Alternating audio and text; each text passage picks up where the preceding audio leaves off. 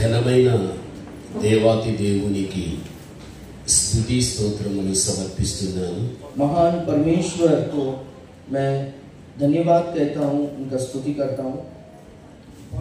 ఈ చక్కని అవకాశాన్ని ఇచ్చినటువంటి నాకెంతో ప్రియులు సన్నిహితులు గాంధీ సార్తో కూడా చక్కగా ఏకీభవించి సహకరిస్తున్నటువంటి దేవుని ప్రతినిధులకు కూడి వచ్చిన మీ అందరికీ ప్రభు యొక్క నామములో వందనములు చెల్లిస్తున్నాను। ऐसा एक अच्छा मौका देने वाले हमारे बीच में पास्टर गांधी जी को, यहाँ पर सभी उपस्थित सभी सेवक लोगों को, मेरे प्रियो को, सभी को मैं विशेष धन्यवाद कहता हूँ। యేసుక్రీస్తు ప్రభు యొక్క రాకడ ఉంది అని మీలో ఎంతమంది నమ్ముతారు? यीशु मसीह का आगमन है बोलकर आप में से कितने लोग विश्वास करते हैं?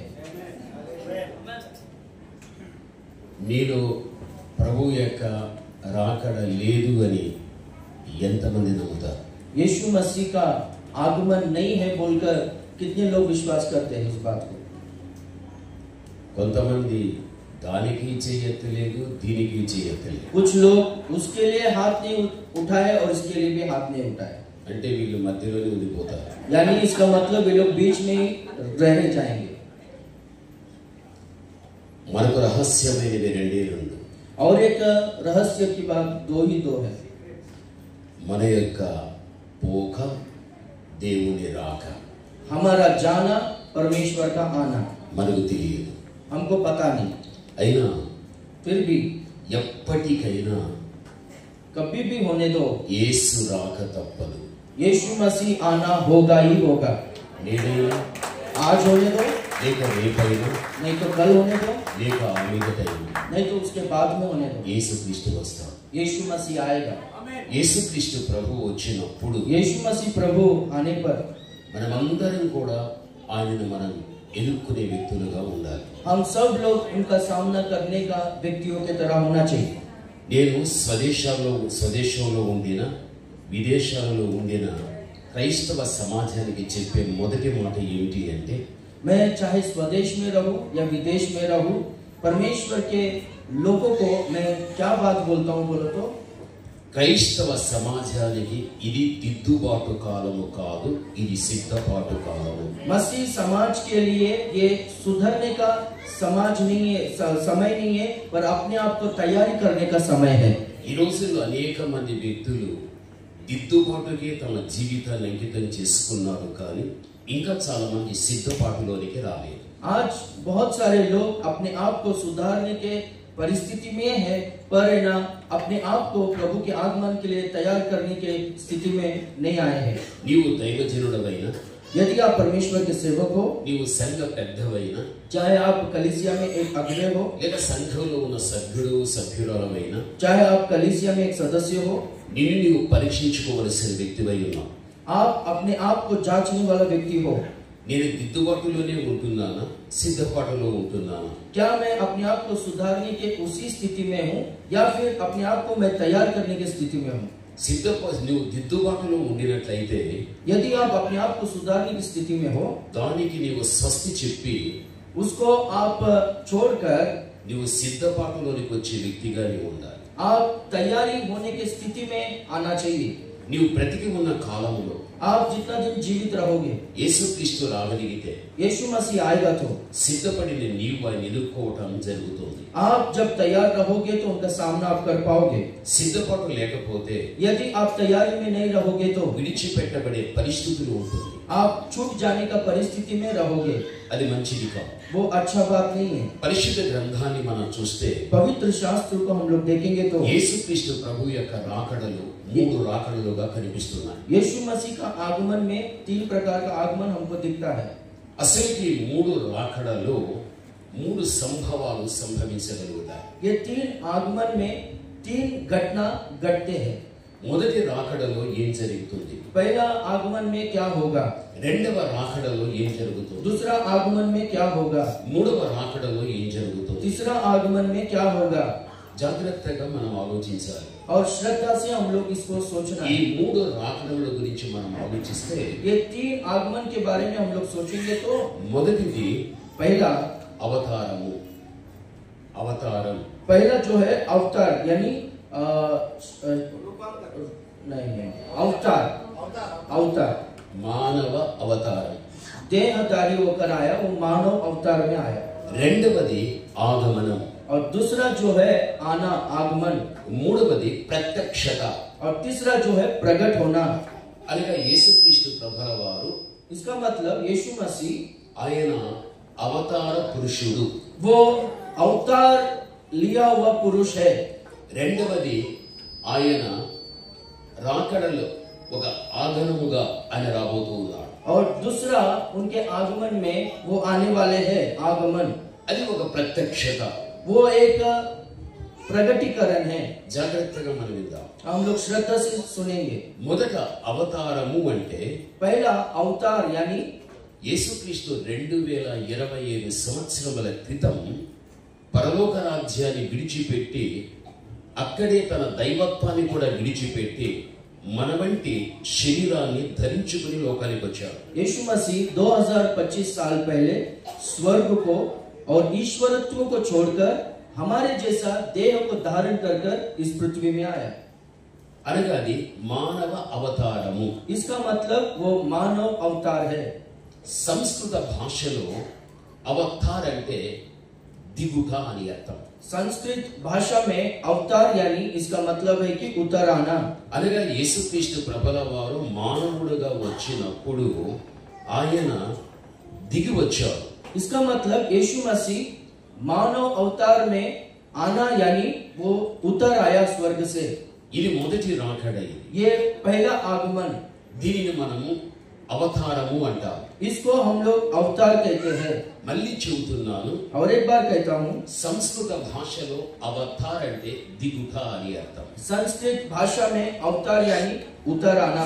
అనగా యేసుక్రీస్తు ప్రభుల వారు పరలోకములో నుండి లోకానికి దిగి వచ్చాడు అని దాని అర్థం. इसका मतलब यीशु मसीह स्वर्ग से इस भूमि पर उतर आया. లోకానికి దిగి వచ్చిన యేసుక్రీస్తు ప్రభుల వారు తండ్రి యొక్క చిత్తాన్ని పూర్తి చేసిన తర్వాత यीशु मसीह इस पृथ्वी पर उतर आने के बाद, पिता का इच्छा पूरा करने के बाद మళ్ళీ ఆయన పాతాళానికి దిగిపోయారు. फिर से वो अधोलोक में उतर गया. ఎందుకు పాతాళానికి దిగిపోయాడు? क्यों अधोलोक तक उतर गया? ఎందుకు పరలోకములో ఉన్న దేవుడు భూమి మీదకి దిగి వచ్చాడు? क्यों स्वर्ग में रहने वाला परमेश्वर इस पृथ्वी पर उतर आया? భూమి మీదకి దిగి వచ్చాడు, ఆ తర్వాత పాతాళానికి దిగిపోయాడు. पृथ्वी के ऊपर उतर आया, उसके बाद अधोलोक तक उतर गया. इसका कारण क्या है? ఇది మొదటి రాకడలో జరిగిన విషయం. ये पहला आगमन में ये सब बात हुआ. లోకములోనికి వచ్చిన క్రీస్తు ప్రభుల వారు इस संसार में आया हुआ यीशु मसीह తండ్రి యొక్క చిత్తాన్ని పూర్తి చేసిన తదనంతరం पिता का इच्छा को पूरा करने के बाद ఆయన ఈ లోకంలో वो इस संसार में ఉన్నప్పుడు जब थे, తన పనిని అంతా పూర్తి చేసిన తర్వాత చివరి గడియలో క్రీస్తు ప్రభుల వారు శిలువ మీద ఆయన తన యొక్క ప్రాణాన్ని త్యాగం చేశారు. वो जब अपना काम को इस पृथ्वी पर पूरा किया, सूली पर अपना प्राण को वो त्याग दे दिया. ఎప్పుడైతే క్రీస్తు ప్రభుల వారు తాను మరణించగలిగాడో, जब यीशु मसीह मरा, మళ్ళీ మూడవ దినాన క్రీస్తు ప్రభుల వారు పునరుత్థానుడయ్యారు. फिर से तीसरा दिन यीशु मसीह पुनरुत्थान हुआ. అయితే మరణానికి పునరుత్థానానికి మధ్య కాలములో యేసుక్రీస్తు ప్రభుల వారు పాతాళానికి వెళ్ళగలిగారు. और मृत्यु और पुनरुत्थान के बीच में यीशु मसीह अधोलोक को गया था. ఎందుకని పాతాళానికి వెళ్ళగలిగాడు అంటే, क्यों अधोलोक में गया हम देखेंगे तो పాత నిబంధన కాలములో జీవించినటువంటి పరిశుద్ధులు కానీ, पुराने नियम में जो पवित्र लोग जो जीते थे, పాత నిబంధన కాలములో జీవించినటువంటి పాపులు కానీ, पुराने नियम के जो पापी लोग थे, వీరు మరణించినా వారు మరణించినా ये लोग मरे या फिर वो लोग मरे, వీరంతా కూడా పాతాళములోనికి దిగిపోయారు. वे सब लोग अधोलोक में उतर गए थे. పాతాళములో 3 భాగాలు ఉన్నాయి. और अधोलोक में 3 भाग है. ఒకటి నెమ్మది పొందే స్థలం, एक जो है विश्राम करने वाला स्थान, 2 యాతన పడే స్థలం, और दूसरा जो है यातनाओं को, पीड़ाओं को अनुभव करने वाला स्थान. దీనికి దానికి మధ్య ఉన్న ఒక అగాధ స్థలం. और इसके और उसके बीच में एक बहुत बड़ा खाई है. నెమ్మది పొందేటువంటి స్థలములో ఎవరున్నారు అంటే, और जो विश्राम पाने वाले स्थान में कौन है बोलो तो, పాత నిబంధన కాలంలో పాపాన్ని పరిత్యజించి ఎవరైతే పరిశుద్ధంగా జీవించి పరిశుద్ధతలో చచ్చిపోయారో వారి ఆత్మలన్నీ కూడా పాతాళములో నెమ్మది పొందే స్థలానికి వెళ్ళిపోయాయి. पुराने नियम में जो कोई भी पापों को छोड़कर पवित्र जीवन को जिए, वो लोग मरने के बाद जो अधोलोक में जो विश्राम लेने का जो स्थान है वहां पर वो लोग गए. పాత నిబంధన కాలములో ఎవరైతే దేవుని కంటే ఎక్కువగా పాపాన్ని ప్రేమించి ఆ ప్రేమించినటువంటి పాపములోనే జీవించి ఆ పాపములోనే ఎవరైతే చచ్చిపోయారో వారి ఆత్మలు కూడా పాతాళములో యాతన పడే స్థలానికి వెళ్ళిపోయారు. पुराने नियम के ग्रंथ में जो लोग परमेश्वर से ज्यादा पाप से प्रेम कर कर पाप में जीवन को बिताकर और अपनी इच्छा के अनुसार चले, वो लोग मरने के बाद वो लोग पीड़ा होने वाला, यातना होने वाला उस स्थान में वो लोग गए. యాతన పడేటువంటి పాపులు కానీ నెమ్మది పొందే పరిశుద్ధులు కానీ వారు ఇక్కడికి కానీ లేక వీరు అక్కడికి కానీ వెళ్ళటానికి వీలు లేదు. जो पीड़ा को सह रहे हैं और जो विश्राम स्थान में रहकर विश्राम पा रहे हैं, ये लोग उधर जाना या वो लोग इधर आना नहीं हो सकता. ఎందుకు అనగా, क्यों यानी వారికి వీరికి వీరికి వారికి మధ్యన ఒక అగాధం ఉంది. इनके और उनके बीच में बहुत बड़ा गाई है. అగాధము అంటే అడుగు లేని గొయ్య. गाई यानी जहां पर है ना कुछ बेस नहीं होता है, यानी वहां पर खड़े रहने के लिए कुछ स्थान नहीं होता है, वैसा एक घाई. మనం పైనుండి కిందికి దూకితే हम लोग ऊपर से नीचे कूदेंगे, నిలవటానికి భూమి ఉంది. हम लोग को खड़े रहने के लिए भूमि है. అయితే అగాధములో నిలవటానికి అవకాశం ఉండదు, పోతూనే ఉంటాడు. पर वो जो घाई है उसमें खड़े रहने के लिए कुछ भी अवसर नहीं है, कुछ भी स्थान नहीं है, वो अंदर गहराई में जाके ही रहता है. పాతాళములో ఈ విధంగా 3 స్థలములు ఉంటాయి. ये अधोलोक में इस तरह से 3 प्रकार का स्थान होता है. యేసుక్రీస్తు ప్రభుల వారు यीशु मसीह బాహ్య ప్రపంచములో చెదిరి ఉన్నటువంటి ప్రతి మానవుని యొక్క పాప విమోచన నిమిత్తముగా సిలువలో క్రీస్తు ప్రభుల వారు బలి అయిపోయి ఆయన బలి ద్వారా మానవునికి ఒక విమోచన దేవుడు సిద్ధం చేశారు. यीशु मसीह इस संसार में जो भी पाप कर कर भटक गए, वो लोगों का उद्धार के लिए, वो लोगों का छुटकारे के लिए यीशु मसीह सूली पर चढ़कर अपने आप को बलि दिया है. అనగా సిలువ మీద క్రీస్తు ప్రభుల వారు తన రక్త ప్రోక్షణ జరిపించారు. यानी सूली पर लटकाया गया यीशु मसीह जो है पापी लोगों के लिए, वो उनके प्रायश्चित के लिए अपना लहू को छिड़काया है. క్రీస్తు ప్రభుల వారు ప్రోక్షించినటువంటి రక్తము, यीशु मसीह जो लहू को बहाया है, అది పవిత్రమైన రక్తం. वो पवित्र लहू है. ఈ పవిత్రమైన రక్తం ये पवित्र लहू మానవుని శరీరానికి మానవుని ఆత్మ కంటుకున్న మాలిన్యాన్ని కడిగి మనిషిని శుద్ధి చేసేటువంటి శక్తివంతమైన క్రీస్తు రక్తం. ये मनुष्य के शरीर को और मनुष्य के आत्मा को जो मलिनता, जो अपवित्रता लगा है, उसको पूरी तरह से ये शक्तिमान लहू धोता है और उसको पवित्र करता है. ఏ పాపి అయితే जो पापी క్రీస్తు యొక్క రక్తాన్ని ఖర్చు చేసుకోవడం జరుగుతుందో, यीशु मसीह का लहू को जो खर्चा करके लेता है, ఆ వ్యక్తి ఒక పరిశుద్ధమైన స్థానానికి రావడం అనేది జరుగుతుంది. वो व्यक्ति पवित्र स्थान में आना होगा. ఈ రోజు నువ్వు ఆలోచించగలిగితే, आज आप सोचोगे तो క్రీస్తు ప్రభు యొక్క రక్తము చేత నువ్వు కడగబడితివి కాబట్టి ఈ రోజు దేవుడు కోరుకున్నంత భక్తి, ఆత్మీయత, పరిశుద్ధత నీలో ఉంటున్నది. यीशु मसीह के लहू के द्वारा आप धुले गए, इसलिए आप में वो पवित्रता, भक्ति है. నీవుగా శుద్ధతలోనికి రాలేదు. आप खुद से शुद्धता में नहीं आए हो. నీవుగా పవిత్రుడు కాదు. आप खुद से पवित्र नहीं हुए हो. ఏదైనా నీలో రవంత మంచితనం ఉంది అంటే, आप में से थोड़ा तो भी अच्छाई है तो క్రీస్తు ప్రభువు వారు ప్రోక్షించిన రక్తము ద్వారానే నీ ఉన్న చెడంతా తీసివేసి ఆ రక్తం నిన్ను మంచివానిగా చేసింది. वो यीशु मसीह का छिड़काया गया वो लहू के द्वारा ही आपको पवित्र किया है, आपको भला व्यक्ति बनाया है. యేసుక్రీస్తు ప్రభువు వారు ఈ భూమి మీద ఈ పని చేసిన తదనంతరం यीशु मसीह पृथ्वी पर इस काम को करने के बाद ఆయన సమాధి చేయబడగలిగాడు మరణించి. और वो कब्र में रखा गया. ఎప్పుడైతే ఆయన మరణించి సమాధి చేయబడగలిగాడో, जब वो मरकर कब्र में रखा गया, ఆ సమయంలో యేసుక్రీస్తు ప్రభుని ప్రేమించిన మగ్దలేని మరియా సమాధి దగ్గరికి వెళ్ళగలిగారు. उस समय में जो यीशु से प्रेम करती थी मग्दलेनी मरियम उनके पास गई. అక్కడ ఉన్నటువంటి వ్యక్తులను చూచినటువంటి మగ్దలేని మరియా, वहां पर रहने वाले वो व्यक्तियों को देखने वाली मग्दलेनी मरियम దూతలు చెప్పిన మాట వినగలిగారు. और जो स्वर्गदूत लोग जो बातों को बोले वो बातों को सुनी. ఆ తర్వాత క్రీస్తు ప్రభు వైపు చూడగలిగారు. और उसके बाद यीशु मसीह की ओर देखी ఆయన తోటమాలిని అనుకోగలిగారు. और उनको एक वो बाग की माली समझी. నా ప్రభుని ఏమైనా నువ్వు చూడగలిగావా? क्या तू मेरे प्रभु को देखा क्या? ఒకవేళ తీసుకుని వెళ్ళగలిగావా? क्या उसको तू लेके गया? నువ్వు నాకు తెలియపరచగలిగితే నా ప్రభుని ఎత్తుకుని వెళ్ళిపోతాను. यदि आप बताओगे तो मेरा प्रभु को मैं लेकर जाऊंगी. ఒక తల్లి ఒక చిన్న బిడ్డను ఎత్తుకుని ఏ విధంగా వెళ్ళడం జరుగుతుందో, जैसे कि एक माँ एक छोटा बच्चे को लेकर जाती है, మగ్దలేనే మరియ యేసుక్రీస్తుని ఎత్తుకుని వెళ్ళుతానంటే క్రీస్తు యేసులో ఆమెకున్న ప్రేమ ఎంత గొప్పదో ఆ ఒక్క మాటలో మనకు అర్థమైపోతుంది. मग्दलीन मरिया यीशु मसीह को लेकर जाऊंगी बोले तो इस बात से अपने को समझ में आता है कि मग्दलीन मरिया यीशु से कितना प्यार करती थी. యేసుక్రీస్తు ప్రభుల వారికి यीशु मसीह प्रभु को ఆయన విషయంలో మగ్దలేనే మరియకు ఎంత ప్రేమ అయితే ఉందో దాన్ని గమనించిన ప్రభు మరియాని మాట్లాడగలిగారు. यीशु मसीह मग्दलीन मरिया में उनके और जितना प्यार है वो देखकर मरिया बोलकर मेरी बोलकर उनको बुलाया. వెంటనే రబ్బూని అనగలిగారు. और तुरंत वो रब्बोनी करके बुलाई. దాని అర్థం బోధకుడు అని. और उसका मतलब है कि प्रचारक. వెంటనే మరియా క్రీస్తు ప్రభువుని ముట్టడానికి ముందుకు వెళ్ళగలిగారు. और तुरंत मरिया यीशु मसीह को छूने के लिए आगे गई. అక్కడ ప్రభు చెప్పిన మాట ఏంటి అంటే, वहां पर प्रभु ने जो बोला है वो क्या है? మరియా నీవు నన్ను ముట్టవద్దు, నేను ఇంకా తండ్రి దగ్గరికి వెళ్ళలేదు. और मेरी तू मुझको छू मत क्योंकि मैं अभी तक पिता के पास नहीं गया हूँ. ఈ మాట మీరు బాగా గమనించాలి. इस विषय पर इस वचन पर अच्छा ध्यान दीजिए. నీవు నన్ను తాకవద్దు, आप मुझे मत छुओ, నేను ఇంకా తండ్రి దగ్గరికి వెళ్ళలేదు. मैं और पिता के पास नहीं गया हूँ. ఆ తర్వాత జరిగిన విషయం ఏంటి తెలుసా? उसके बाद क्या हुआ पता है? వెంటనే యేసుక్రీస్తు ప్రభువు వారు తోమ దగ్గరికి వెళ్ళారు. और तुरंत यीशु मसीह थोमा के पास गया. తోమా, थोमा, చూడవయ్యా, నా దేహం మీద రేపబడినటువంటి గాయాలలో నీ చూపుడు వేలు పెట్టి కాస్త నువ్వు నన్ను తాకు అన్నాడు. देख मेरे शरीर में जो घाव है उस घाव में तेरे उंगली को रखकर देख करके बोला.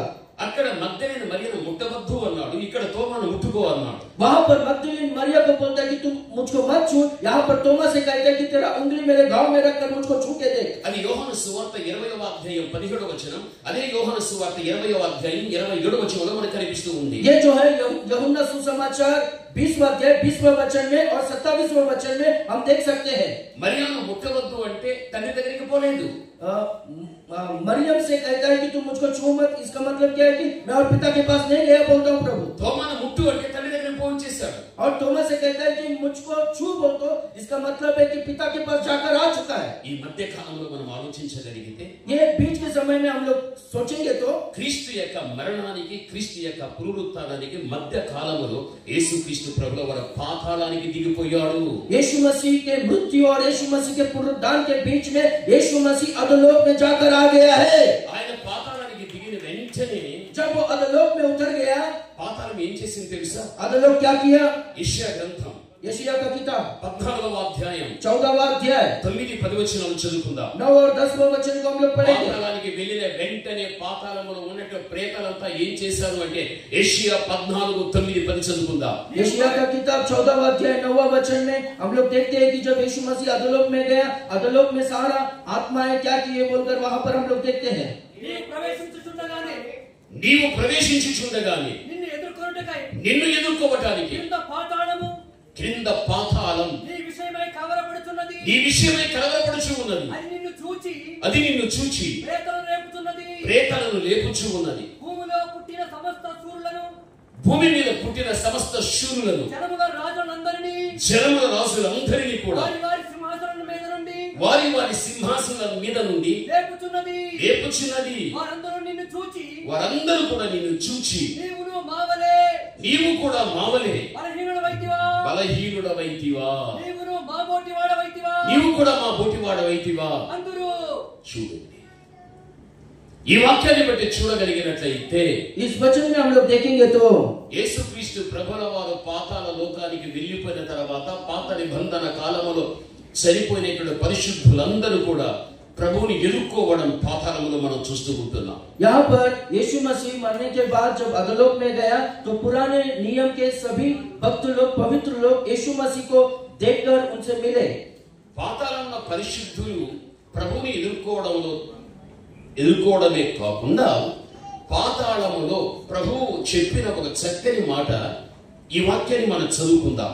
పాతాళములో ప్రభువుని ఎవరు చూచారు? పాతాళంలో ఉన్న వ్యక్తులు ప్రభువును ఎవరు చూడగలిగారు? ప్రభు ఎవరిని చూశాడు? పాతాళంలో ఉన్న వ్యక్తులు ప్రభువుని ఎవరు చూడగలిగారు అది మనం ఆలోచించగలిగితే యోహాను సువార్త अधोलोक में जब यीशु मसीह गया, 8:56 చదువుకుందాం. अधोलोक में जब यीशु मसीह गया तो अधोलोक में यीशु मसीह से कौन मिले और कौन यीशु मसीह से बात किए और किससे बातचीत हुआ बोलकर यूहन्ना सुसमाचार 8वां अध्याय 50वां वचन में हम लोग पढ़ेंगे। మీ తండ్రి అయిన అబ్రహాము నా దినము చూతునని మిగుల ఆనందించెను అది చూచి సంతోషించెను అతడు చూచి సంతోషించును. చూడండి, యేసుక్రీస్తు ప్రభుల వారు పాతాళ లోకానికి వెళ్ళిన తర్వాత యేసు ప్రభుల వారు అబ్రహామును చూస్తాడని, అబ్రహాము కూడా యేసుక్రీస్తు ప్రభుని చూస్తాడని, ఆ చూచినటువంటి సమయంలో బహుగా ఆనందించగలుగుతాడని భూమి మీద శరీరధారిగా ఉన్నప్పుడే యేసుక్రీస్తు ప్రభుల వారు చెప్పినట్లుగా వాక్యంలో మనం చూడగలం. जब यीशु मसीह देहधारी होकर इस पृथ्वी में था, उसी समय में यीशु मसीह कहा कि जब मैं अधोलोक को जाऊंगा तो अब्राहम मुझको देखेगा, मैं अब्राहम को देखूंगा, अब्राहम मुझसे बात करेगा बोलकर यीशु मसीह जब इस पृथ्वी में जीवित था तभी ही इस बात को यीशु मसीह ने कहा। అందుకే పాతాళ లోకములోనికి వెళ్ళిన వెంటనే పాత నిబంధన కాలపు యొక్క భక్తులు ఎవరైతే ఉంటున్నారో వారందరినీ కూడా ప్రభువు ఏం చేశాడు అంటే వారిని విమోచించి వారిని రక్షించి ఆ మృత్యువులో నుండి వారిని విడిపించి వచ్చినట్లుగా బైబిల్ ఒక మాట మనకు తెలియపరుస్తున్నది. बाइबल हमको कहता है कि यीशु मसीह जब अधोलोक में गया, वो पवित्र लोगों को, जो पुराने नियम के पवित्र लोग और भक्त लोग हैं, उनको बाहर निकाला, उनको छुड़ाया और उनको बाहर लेकर आया बोलकर हम लोग देखते हैं। చదువుకుందాం. హోషియా 13వ అధ్యాయం 14వ వచనాన్ని చదువుకుందాం. होशिया का किताब 13वां अध्याय। యేసుక్రీస్తు ఎందుకు పాతాళ లోకానికి వెళ్ళాడని ఆ వాక్యం ఇంకా స్పష్టంగా మనకు తెలియపరుస్తుంది. यीशु मसीह क्यों अधोलोक में गया, वो वचन हमको और स्पष्टता से कहता है। 13-14వ వచనం. 13वां अध्याय और 14वां वचन हम लोग पढ़ेंगे। పాతాళ వశములో నుండి నేను వారిని విమోచింతును మృత్యువు నుండి వారిని రక్షింతును. ఓ మరణమా, मैं उसको अधोलोक के वश से छुड़ा लूंगा और मृत्यु से उसको छुटकारा दूंगा। వాక్య భాగములో చూస్తే वचन में हम लोग देखेंगे तो పాతాళం యొక్క వశములో ఉన్న వారిని నేను విమోచిస్తాను, పాతాళ వశములో ఉన్న వారిని నేను రక్షించగలుగుతాను. अधोलोक के वश में जो है वो लोगों को मैं छुड़ाऊंगा, उनको बचाऊंगा, परमेश्वर कहता है। పాతాళపు యొక్క చెరలో ఉన్నటువంటి ప్రతి పాత నిబంధన కాలపు యొక్క పరిశుద్ధులందరినీ కూడా పాతాళపు యొక్క చెరలో నుండి యేసుక్రీస్తు ప్రభుల వారు విడిపించి ఆయన పరలోకానికి తీసుకుని వెళ్ళిపోయారు. यीशु मसीह अधोलोक में जो लोग थे, पवित्र लोग, वो लोगों को अधोलोक के वश में से, मृत्यु के बंधन से उनको छुटकारा देकर उनको स्वर्ग में लेकर गया। ప్రభు యొక్క మొదటి రాకడలో జరిగిన విషయం ఏమిటి అంటే यीशु मसीह का पहला आगमन में क्या हुआ हम देखेंगे तो బాహ్య ప్రపంచంలో చెదిరి ఉన్నటువంటి పాపుల యొక్క విమోచన నిమిత్తంగా ప్రాణత్యాగం చేశాడు. और इस संसार में जो लोग पाप में रहकर भटक गए, वो लोगों का उद्धार के लिए यीशु मसीह अपना जान दे दिया। మరణించిన క్రీస్తు ప్రభుల వారు సమాధి చేయబడిన తర్వాత పునరుత్థానానికి మరణానికి మధ్య కాలంలో ఆయన పాతాళానికి వెళ్లి పాతాళపు యొక్క చెరలో ఉన్న పరిశుద్ధులని విడిపించి వారందరినీ కూడా వెంట పెట్టుకుని పరములకు వెళ్ళిపోగలిగారు. जो यीशु मसीह मरा था, यीशु मसीह के मृत्यु और पुनरुत्थान के बीच में यीशु मसीह अधोलोक में जाकर, अधोलोक में जो पुराने नियम के भक्त लोग, पवित्र लोग थे, उनको मृत्यु और अधोलोक के वश से छुड़ाकर उनको स्वर्ग में लेकर चले गया। జరిగిన విషయం ఇది. ये विषय जो है पहला आगमन में हुआ है। దీనిని అవతారము అంటాము. इसी को हम लोग अवतार कहते हैं। అనగా మానవ అవతారంగా వచ్చిన యేసుక్రీస్తు ప్రభుల వారు, इसका मतलब है कि यीशु मसीह मानव अवतार में यहाँ पर आया था। నేను మళ్ళీ చెబుతున్నాను, मैं फिर से कहता हूँ, అవతార్ అంటే సంస్కృత భాషలో దిగుట అని అర్థం. अवतार यानी संस्कृत भाषा में उतर आना, इसका मतलब है పరలోకం నుండి భూమికి దిగి వచ్చాడు, स्वर्ग से इस पृथ्वी पर उतर आया, మన విమోచన నిమిత్తంగా ప్రాణం పెట్టాడు, हमारा छुटकारे के लिए अपना जान दे दिया, పునరుత్థాన పొందక మునుపుగానే మళ్ళీ పాతాళలోకానికి దిగిపోయాడు, और पुनरुत्थान होने से पहले अधोलोक में उतर गया, పాతాళ చెరలో ఉన్న పరిశుద్ధులను విడిపించి ఆయన పరమును పెట్టగలిగాడు. और अधोलोक में, अधोलोक के वश में रहने वाले पवित्र लोगों को छुटकारा देकर उनको स्वर्ग में लेकर गया। ఇది మొదటి రాకడలో జరిగినటువంటి సంభవం. ఇది ये पहला आगमन में ये ये घटना घटी। ఇప్పుడు పాతాళపు చెరలో ఎవరు లేరు.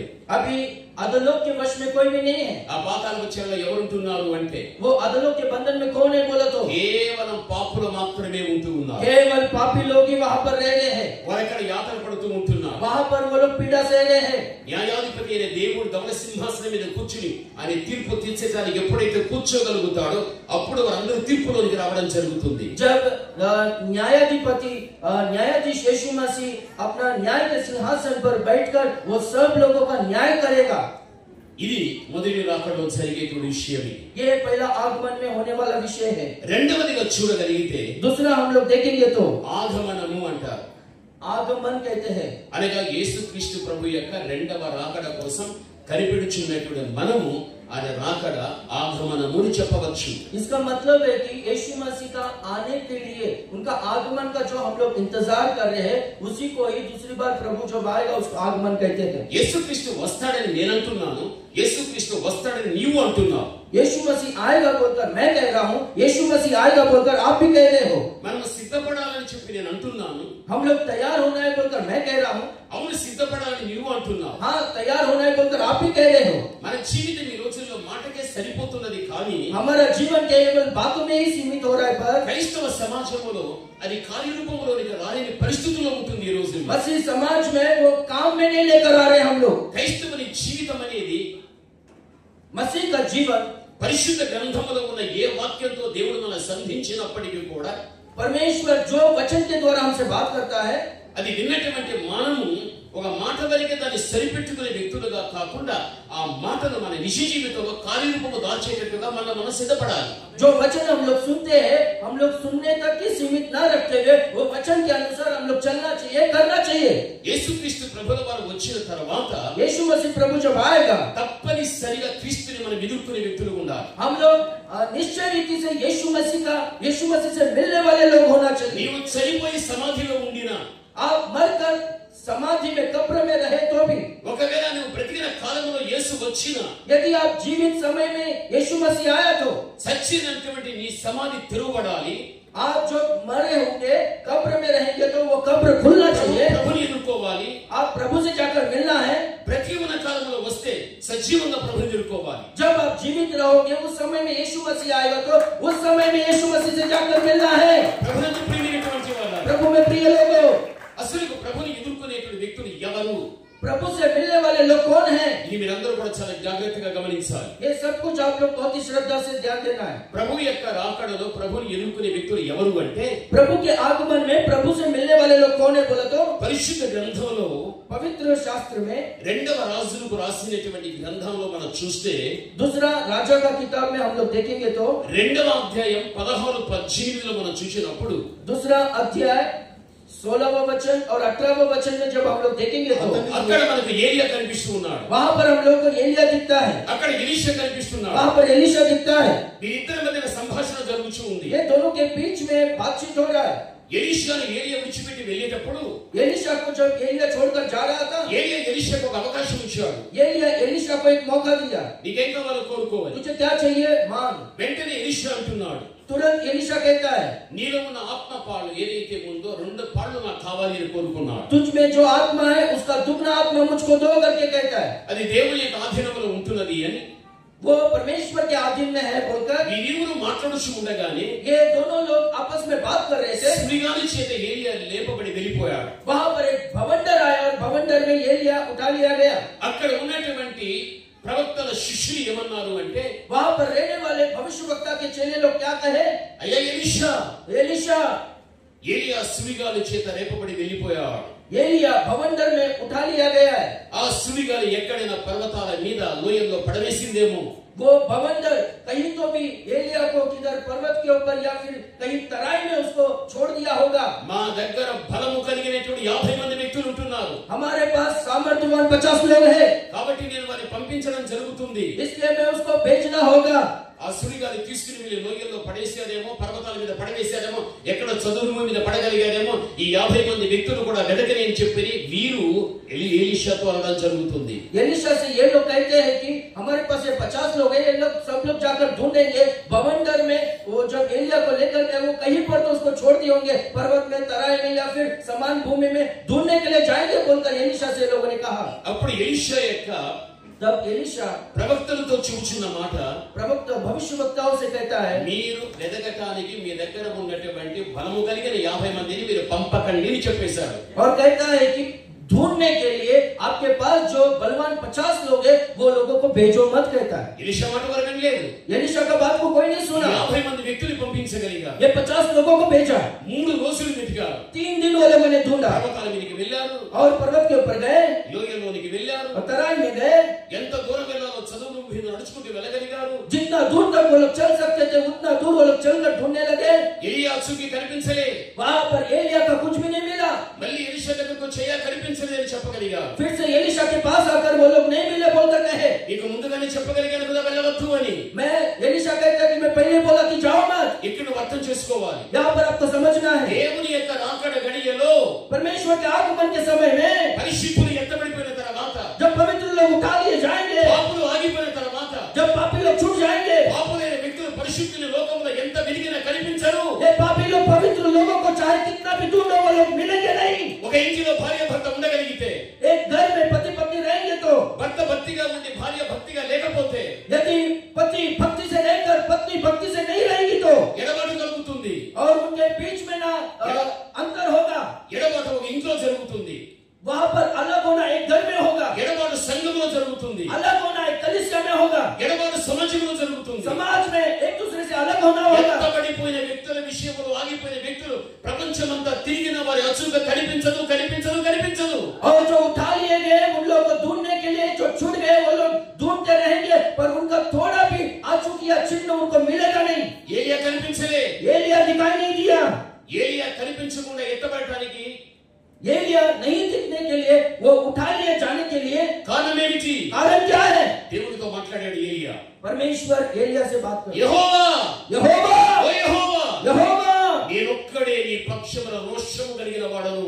मैं अकेला ही तेरे विषय में जलन रखने वाला हूँ। అనేక మంది వ్యక్తులు బయలుదేవత ప్రక్కన వెళ్ళిపోయా. बहुत सारे लोग बाल देवता के पीछे चले गए। నేనొక్కడే రోషం కలిగిన వాడను. मैं अकेला ही तेरे विषय में जलन रखने वाला దేవుని हूँ। కోసం రోషంగా బ్రతికితే, और परमेश्वर के लिए आप रोज से जलन से जियोगे तो, దేవుని కోసం రోషంగా బ్రతకగలిగితే, परमेश्वर के लिए जलन से जियोगे तो, రోషంగా బ్రతికిన వ్యక్తులే ఏలియా వలె ఆగునమై వెళ్ళిపోతారు. और जो परमेश्वर के लिए रोष और जलन से जिएंगे वही लोग एलिया की तरह प्रभु के आगमन में उठा लिए जाएंगे। ఎప్పుడైతే రోషంగా బ్రతికే జీవితం మనకు ఉండదో, जब हम लोग रोष या जलन से नहीं जीते हैं అప్పుడు తప్పనిసరిగా మనం ఆగిపోయే పరిస్థితులు ఉండగలుగుతాయి. तभी हम लोग निश्चय रीति से छूट जाने का परिस्थिति में हम लोग आएंगे। ఆ రోజులో దేవుడు చెప్పగలిగా, उस दिन परमेश्वर कहा, ఏలియా एलिया, బయలుదేవ దేవత దగ్గర మోకాళ్ళు ఊనక బయలుదేవతను ముద్దు పెట్టుకోక ఇంకా 7,000 మంది ఉంటున్నారని దేవుని మాటగా ఏలియా వినగలిగా. वो बाल देवता के सामने घुटने नहीं टेका, उसको चूमा नहीं,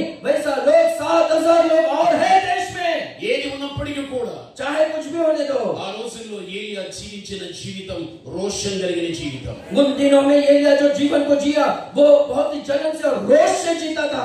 ఈ జీవితంలో కూడా దేవుని కోసం భక్తి కోసం రోషంగా బ్రతికిన వ్యక్తివైతే, आपके जीवन में भी परमेश्वर के लिए भक्ति के लिए आप रोष और जलन से जियोगे तो సుడిగాలి అని చెప్పబడుచున్నటువంటి పరిశుద్ధాత్మ యొక్క ఆధ్వర్యంతో ఈ యొక్క భూమిని విడిచిపెట్టి ఈ యొక్క పరములకు వెళ్ళిపోవడం జరుగుతుంది. भवंडर जो एलिया को उठा लिया गया था, अभी के दिनों में वो भवंडर जो पवित्र आत्मा का सादृश्य है, वो पवित्र आत्मा आकर आपको इस पृथ्वी से स्वर्ग तक लेकर जाएगा।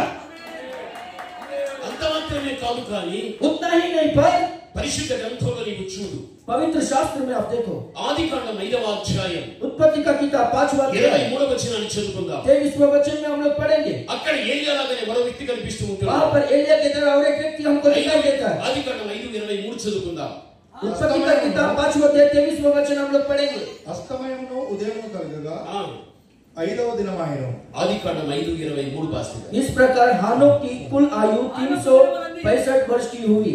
हानोक परमेश्वर के साथ चलता था, फिर वह लोप हो गया क्योंकि परमेश्वर ने उसको उठा लिया। హనోకు దినములనియు 365 ఏళ్ళు.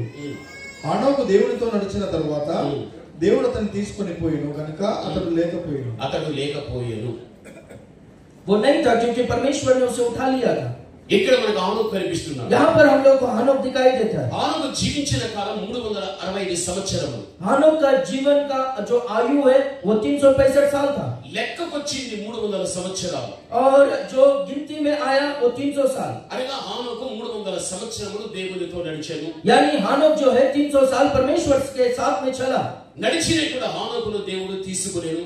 और जो हानोक परमेश्वर के साथ में चला उसलिए परमेश्वर ने हानोक को ले लिया। ఆ తర్వాత ఏలియా లాగా హానోకు లేకపోయాను. और उसके बाद में जैसे कि एलिया को परमेश्वर ने ले लिया था हानोक को भी ले लिया। అనగా అక్కడేమో ఏలియా దేవుని నిమిత్తంగా రోషంగా బ్రతికాడు కాబట్టే దేవుడు తీసుకోగలిగాడు. वहां पर एलिया परमेश्वर के लिए रोष से जलन से जीता था उसलिए परमेश्वर एलिया को ले लिया। ఇక్కడ హానోకు దేవునితో నడిచాడు కాబట్టి దేవుడు తీసుకోగలిగాడు. यहाँ पर हानोक परमेश्वर के साथ में चला उसलिए परमेश्वर ने हानोक को ले लिया। నీవు దేవుని కుమార్తెగా దేవునితో నడిస్తే, यदि आप परमेश्वर के बेटे होने के नाते बेटी होने के नाते परमेश्वर के साथ चलोगे तो, నీవు దేవుని కుమారుడుగా దేవునితో నువ్వు నడవగలిగితే, परमेश्वर के बेटा होने के नाते परमेश्वर के साथ में आप चलेगे तो, హానోకును తీసుకున్నట్టుగా రెండవ రాకడలో దేవుడిని నీవు తీసుకోగలుగుతావు. जैसे कि हानोक को परमेश्वर ने उठा लिया अपने साथ अपने पास ले लिया, परमेश्वर दूसरा आगमन में आपको भी ले लेगा। పాపిష్టి జనాంగముతో నువ్వు ఎక్కడికని ఆగిపోవు. आप है ना ये पापी लोगों के साथ में नहीं छूटोगे, తప్పనిసరిగా నువ్వు ప్రభు దగ్గరికి వెళ్ళిపోగలుగుతావు. निश्चय रीति से आप प्रभु के पास चले जाओगे। 300 సంవత్సరాలు హానోకు ఎలా నడిచింటాడు? 300 साल हानोक कैसा चला होगा? మనం బ్రతికితే 70-80 ఏళ్ళు. हम लोग जिएंगे तो 70 साल या 80 साल जिएंगे। తర్వాత ఎవడైనా తన ప్రాణాన్ని గట్టిగా పట్టి పట్టి బ్రతుకుతాడా? और उसके बाद में कोई भी अपना प्राण को अपने हाथ में रखकर जी सकते हैं क्या? नहीं। లేత వయస్సు, और वो जो है लेखकरा। छोटा उम्र जो है वो हिसाब में नहीं आता है। బాల్య వయస్సు, और जो बचपन का जो उम्र है वो गिनती में नहीं आता, లెక్కకు రాదు. वो गिनती में नहीं आता है। వృద్ధాప్యం, और जो बुढ़ापा లెక్కకు రాదు. वो हिसाब में नहीं आता है। ఇంకా వస్తే నడిప్రాయము యవన ప్రాయం అంతే. और हम लोग देखते हैं कि जवानी और बीच में का जो मध्य उम्र बोलते हैं वो ही बचा है। ఆ నడిప్రాయము యవన ప్రాయము ఎన్ని సంవత్సరాలు ఉంటాయి? और वो जवानी का और वो जो मध्य का जो उम्र रहता है वो कितना साल होगा? కొన్ని సంవత్సరాలు, थोड़ा ही साल रहता है। ఈ కొన్ని సంవత్సరాలు కూడా మనం నమ్ముకున్న ప్రభుత్వం నడవాలంటే ఎంత ఇబ్బంది పడిపోతామో మనం. ये थोड़ा सा साल है, थोड़ा वर्ष हम लोग परमेश्वर पर जो हम लोग विश्वास करते हैं उनके साथ में चलना हम लोग को कितना मुश्किल लग रहा है। అయితే హానోకు 300 సంవత్సరాలు దేవుడితో నడిచాడంటే पर यहाँ पर हम लोग देखते हैं कि हानोक 300 साल परमेश्वर के साथ में चला। ఎలా నడిచాడు? कैसा चला होगा? దేవుడు మన చేయి పట్టుకున్నాడా? क्या परमेश्वर ने उनका हाथ को पकड़ा था? లేకపోతే ఏదైనా బోధించాడా? क्या उनको कुछ शिक्षा दिया था, प्रचार किया था? లేకపోతే హానోకు మీలాగా కూర్చోబెట్టి ఎవరైనా అతని హెచ్చరిక చేశారా? नहीं तो फिर हानोक को जैसे कि आपके तरह बिठाकर उनको कुछ चेतावनियों को दिया था? హానోకు యొక్క జీవితంలో 300 సంవత్సరాలు నడవడానికి కారణం ఏంటి తెలుసా? हानोक अपने जीवन में 300 साल परमेश्वर के साथ में चलने का वो कारण क्या है पता है? యూదా పత్రిక यूदा का पत्री 14-15 వచనాలు చదువుకుందాం. 14वां वचन और 15वां वचन को हम लोग బైబిల్ ఈ पढ़ेंगे। విధంగా చెబుతూ ఉంది. यहूदा की पत्री, యూదా పత్రిక 14-15 చదువుకుందాం. यहूदा की पत्री 14वां वचन और 15वां वचन। ఆదాము మొదలుకొని ఆదాము మొదలుకొని 7వ వాడైన హానోకు కూడా 7వ వాడైన హానోకు కూడా వీరిని గురించి ప్రవచించి ఇట్లనెను. చూడండి, వీరి గురించి ప్రవచించి ఇట్లనేను. हानोक ने भी जो आदम से 7वीं पीढ़ी में था इनके विषय में यह भविष्यवाणी की। देखो प्रभु अपने लाखों पवित्रों के साथ आया कि सबका न्याय करे। ప్రభు యొక్క రెండవ రాకడను గురించి प्रभु का दूसरा आगमन के विषय में యేసు ప్రభువే తన రాకడ గురించి చెప్పాడు. यीशु मसीह ही अपना आगमन के बारे में कहा తర్వాత దేవదూతలు చెప్పారు, और बाद में स्वर्गदूतों ने कहा ఆ తర్వాత ప్రవక్తలు చెప్పారు, और बाद में भविष्यवक्ताओं ने कहा ఆ తర్వాత అపోస్తలులు చెప్పగలిగారు. और बाद में प्रेरित लोगों ने कहा। యేసుక్రీస్తు యొక్క రెండవ రాకడను గురించి వీరందరూ చెప్పగలిగారు. यीशु मसीह के दूसरे आगमन के बारे में सब लोगों ने कहा। అయితే యేసుక్రీస్తు యొక్క రాకడ గురించి మొట్టమొదటగా చెప్పింది ఎవరు అంటే హానోకు. और यीशु मसीह के दूसरे आगमन के बारे में सबसे पहला कौन बोला है बोला तो हानोक ने बोला है। మీరు బైబిల్ అంతా చూడగలిగితే आप पूरा बाइबल में देखेंगे 14-15 వచనాలు మనం చూడగలిగితే ये 14 और 15 वचनों को हम देखेंगे तो ప్రభు యొక్క రాకడను గురించి మొట్టమొదటగా ప్రవచించిన వ్యక్తి ఎవరు అంటే హానోకు. प्रभु के आगमन के बारे में सबसे पहला भविष्यवाणी किसने किया है हम देखेंगे तो हानोक ने किया है।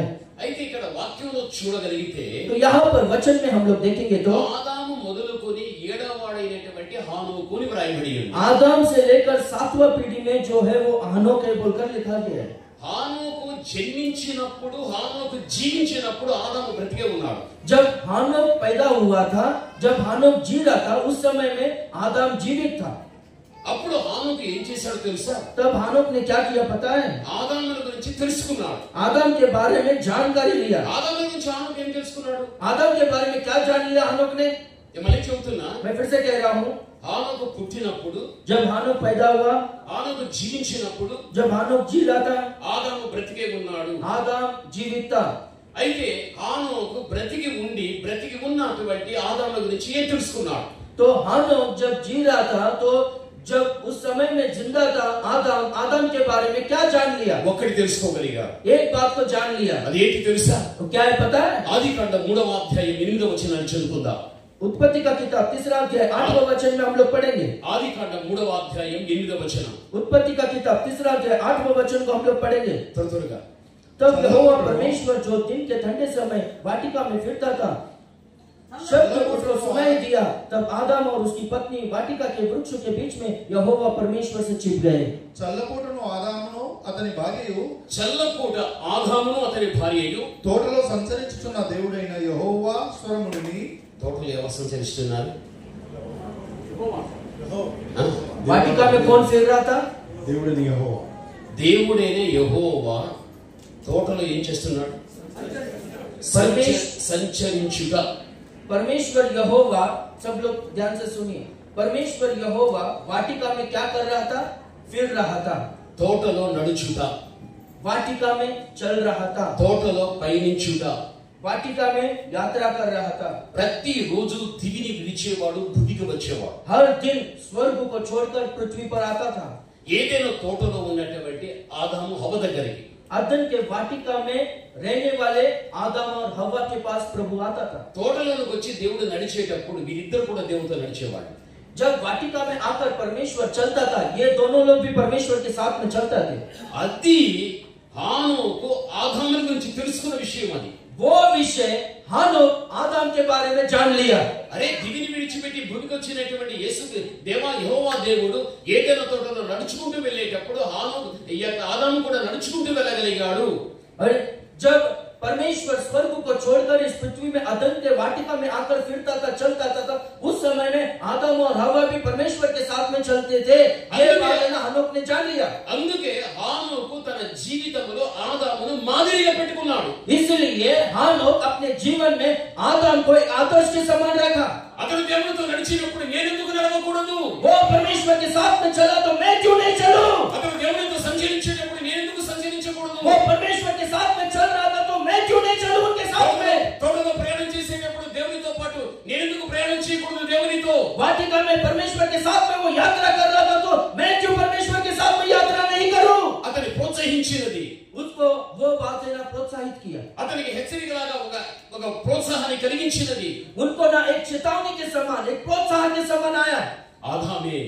आदम ही. అందుకే इसलिए ఆదామును మాదిరిగా పెట్టుకుని आदम को आदर्श के समान रखकर 300 సంవత్సరములు హానోకు దేవునితో నడవగలిగాడు. 300 साल हानोक परमेश्वर के साथ में चल सका. అలా నడిచిన కారణాన్ని బట్టి वैसा चलने के कारण దేవుడు అతన్ని తీసుకున్నాడు. परमेश्वर ने उनको ले लिया.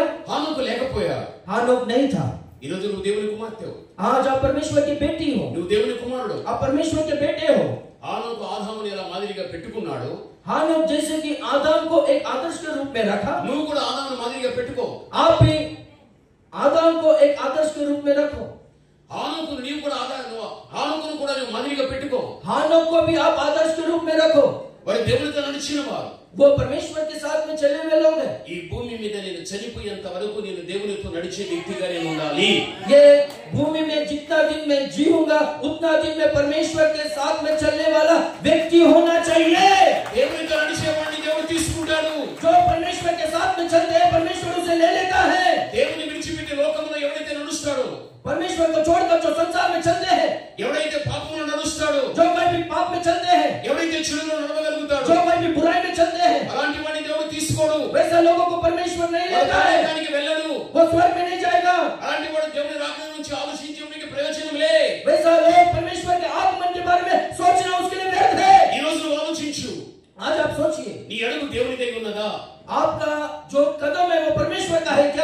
నడక దేవునిదై ఉన్నదా? आपका जो चाल है वो परमेश्वर నీ का है क्या? ప్రయాణం దేవునిదై ఉంటుందా? आपका यात्रा परमेश्वर का है क्या? ఒక్కసారి ఆలోచించు. एक बार आप सोचिए। ప్రభువునందు ప్రియమైనటువంటి వాళ్ళ, प्रभु में प्रिय लोगों, ఈ రోజున క్రైస్తవ సమాజంలో స్త్రీ కానీ క్రైస్తవ సమాజంలో పురుషులు కానీ మనం చూడగలిగినట్లయితే आज हम लोग मसीह समाज में स्त्री और पुरुष को हम लोग देखेंगे तो దేవునితో నడిచేవారు లేని రోజుల్లో कोई भी परमेश्वर के साथ में चलने वाले लोग नहीं है। లోకంలో అనేకమైన చెడు కార్యాల చేత ఆకర్షించబడిపోయి ఆ విధంగా అనేకమంది వ్యక్తులు నడుచుకుంటూ నిత్య నరకాగ్నికి వెళ్ళిపోతూ ఉంటున్నారు. ये संसार में सारे बुरे और पापों के कामों को वो लोग देखकर आकर्षित होकर वैसा कर नरक की ओर जा रहे हैं। అందుకే యేసుక్రీస్తు అన్నాడు, इसलिए यीशु मसीह कहता है, నేనే మార్గం, मैं ही मार्ग हूँ, నేనే సత్యం, मैं ही सत्य हूँ, నేనే జీవం, मैं ही जीवन हूँ, నా ద్వారానే मेरे द्वारा ही ప్రతి వ్యక్తి కూడా हर व्यक्ति తండ్రి దగ్గరికి పరలోకానికి వెళ్ళడం జరుగుతుంది. पिता के पास स्वर्ग में जा सकते हैं। అది మార్గంలో ఏముంది? उनके मार्ग में क्या है? సత్యం ఉంది. सच्चाई है।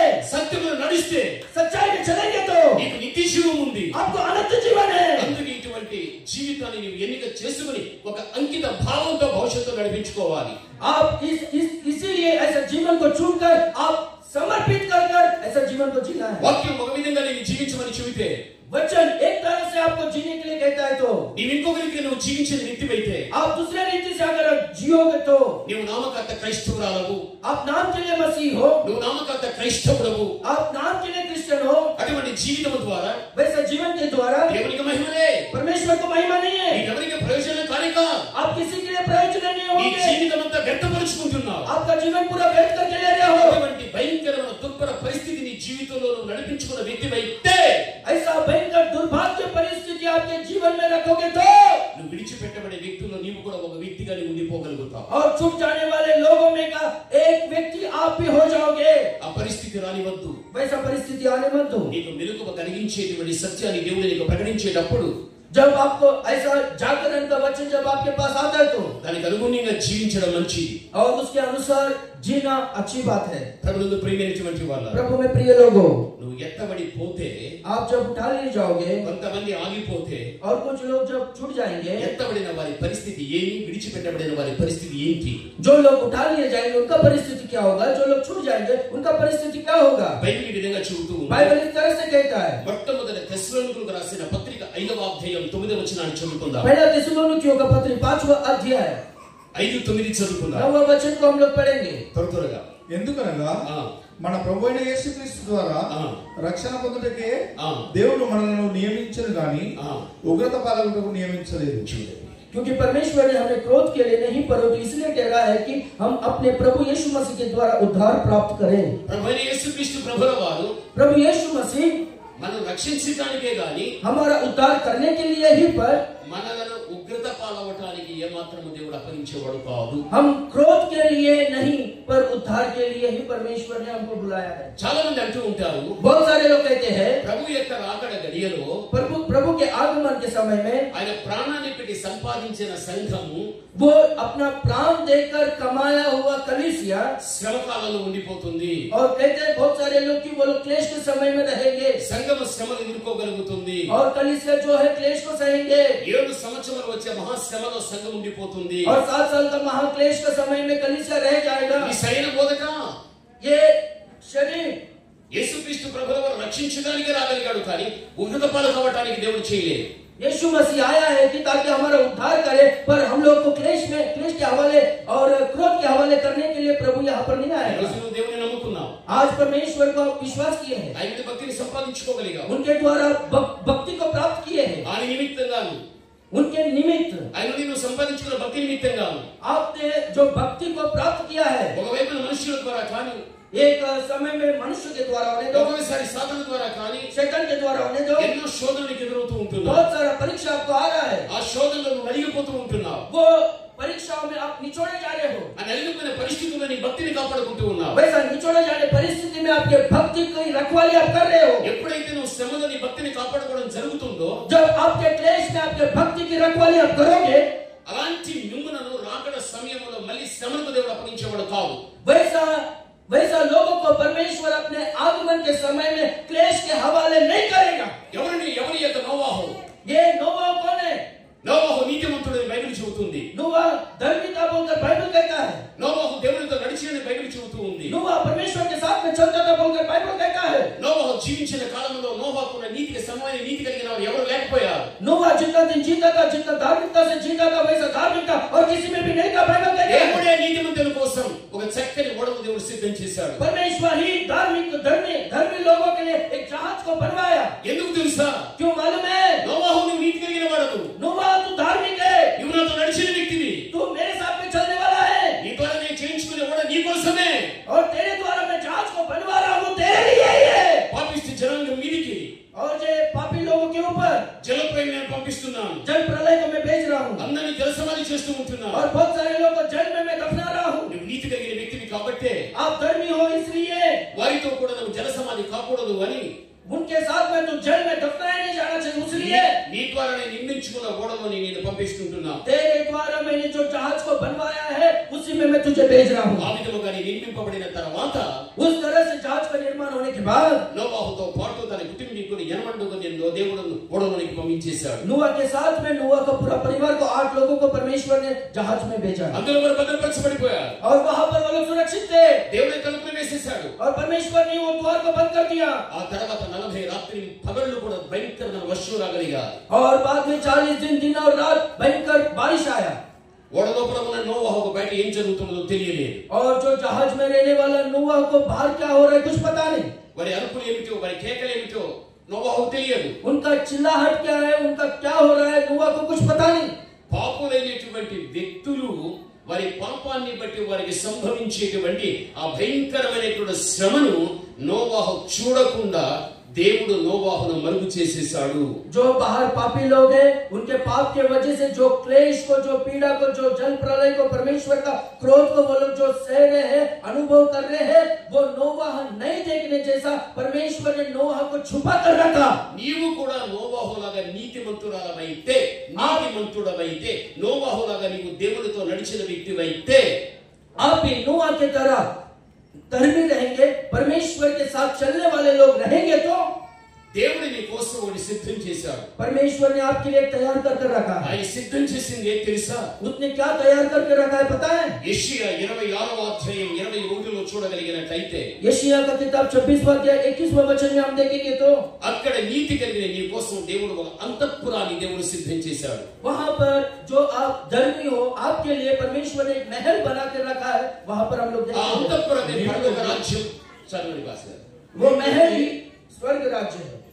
నీవు వెళ్ళి నీ అంతఃపురములలో ప్రవేశించుము, నీవు వెళ్ళి నీ అంతఃపురములో ప్రవేశించుము, నీవు వెళ్ళి నీ తలుపులు వేసుకునుము, నీవు వెళ్ళి నీ తలుపు వేసుకో, ఉగ్రత తీరిపో వరకు ఉగ్రత తీరిపోయేంత వరకు కొంచెం సేపు దాగి ఉండుము. కొంచెం సేపు దాగి ఉండుము. యెషయా 26:21. क्योंकि देखो ये हिंदी बाइबल में 20वां वचन में है, हे मेरे लोगों आओ अपनी अपनी कोठरी में प्रवेश करके किवाड़ों को बंद करो, थोड़ी देर तक जब तक क्रोध शांत ना हो तब तक अपने को छिपा रखो। ప్రభు యొక్క రాకడ గడియలో प्रभु के आगमन के समय में నీవు నీతిమంతురాలవైతే, आप धर्मी हो तो, నీవు నీతిమంతుడవైతే आप धर्मी हो तो అలాంటి వారిని वैसे लोगों को లోకములో ఎవరైతే ఉంటున్నారో వారందరిని కూడా దేవుడు ఆకర్షించుకొని संसार में जो धर्मी लोग हैं वो लोगों को परमेश्वर आकर्षित कर कर అంతఃపురము అని చెప్పబడేటువంటి పరలోకానికి తీసుకెళ్లిపోతాడు. जो कोठरी यानी महल, वो महल जो स्वर्ग राज्य का सादृश्य है, स्वर्ग राज्य में परमेश्वर लेकर जाएगा। అక్కడ తీసుకువెళ్ళిన తర్వాత वहां पर लेकर जाने के बाद నోవాహు యొక్క ఓడ తలుపును ఎలాగైతే వేయగలిగాడో ఆ అంతఃపురపు యొక్క తలుపును కూడా దేవుడు ఆ విధంగా వేయడం జరుగుతుంది. और नूह जब जहाज में प्रवेश करने के बाद जहाज का दरवाजा जैसे कि परमेश्वर ने बंद कर दिया, उसी तरह से स्वर्ग राज्य का दरवाजा को परमेश्वर बंद कर देगा। ఓడ తలుపును ఎందుకు వేశాడు అంటే जहाज का दरवाजा को क्यों बंद किया? పాపిష్టి జనాంగానికి జరగబోయేటువంటి జలప్రళయ ప్రకారం మహాభయంకరమైన శ్రమను నోవాహు చూడకూడదు. और जो पापी लोगों को जो भयंकर क्रोध और उपद्रव वो लोग जो सहन कर रहे, जो अनुभव कर रहे, नोवाह वो नहीं देखना चाहिए, इसलिए दरवाजा को बंद किया। ప్రభు యొక్క రాకడ గడియలో కూడా నోవాహు లాంటి నీతి కలిగి నోవాహు లాగా దేవునితో నడిచిన వ్యక్తులు కూడా అంతఃపురమైన పరలోకానికి తీసుకెళ్లి అక్కడ దేవుడు తలుపులు వేసేస్తాడు. और उसी तरह से नूह की तरह जो धर्मी लोगों की तरह और परमेश्वर के साथ में चलने वाले लोगों को परमेश्वर है ना अपना कोठरी में, महल में, स्वर्ग राज्य में लेकर जाएगा और वहां पर दरवाजों को बंद कर देगा ताकि इस संसार में होने वाला क्लेश को वो लोग ना देखे, परमेश्वर उनको छिपा कर रखेगा। పరలోకానికి ఎత్తబడిపోయిన తర్వాత తలుపులు వేయబడగలిగాయంటే దేవుడు నిన్ను మరుగు చేశాడు అని దాని అర్థం. और स्वर्ग में उठा लिए जाने के बाद परमेश्वर ने दरवाजों को बंद किया, इसका मतलब है कि परमेश्वर ने आपको छिपा कर रखा है। విడిచిపెట్టబడిన పాపిష్టి జనాంగానికి సంభవించేటువంటి ఆ భయంకరమైన మహా శ్రమను చూడకుండా దేవుడు మరుగు చేస్తాడు.